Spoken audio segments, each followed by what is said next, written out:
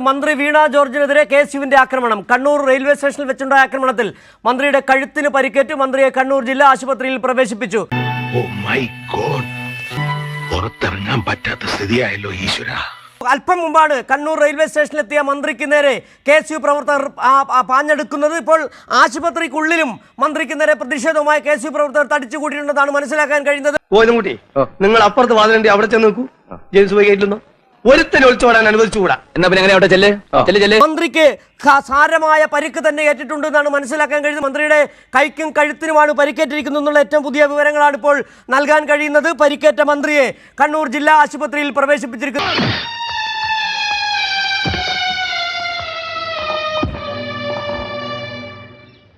ആരോഗ്യമന്ത്രിക്കെതിരായ അതിക്രമത്തിൽ വധശ്രമം അടക്കമുള്ള വകുപ്പുകൾ ചുമത്തി കേസെടുത്ത റെയിൽവേ പോലീസ്.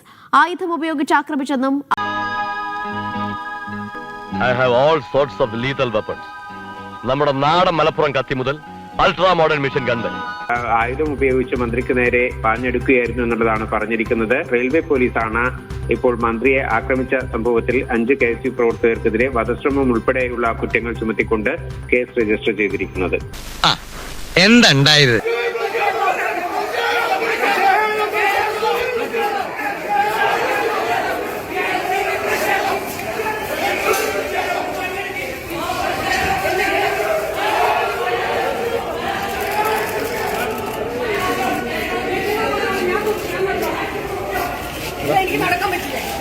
ചോര കണ്ട അറപ്പുമാറിയവനാ ഞാൻ.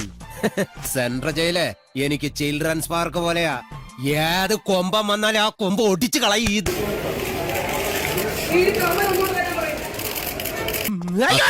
അടിക്കരുത്.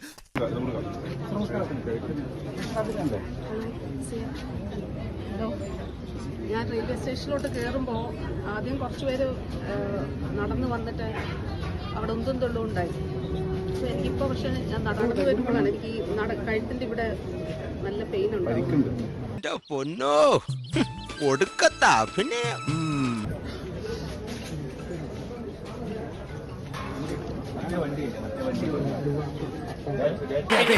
അടുത്ത എന്റെ നമ്മുടെ ബാത്തൂന്റെ മറ്റായിട്ടില്ലേ? അയ്യോ അമ്മ അത് ഞാൻ ചെയ്തോളാം. എന്നെ കലക്കിട്ട് വരാം കേട്ടാ.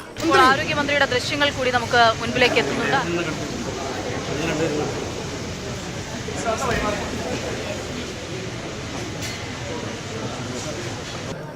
മാന്യ സദസ്സിന് അമ്മ അയ്യോ ആരും വരാത്ത എന്താ?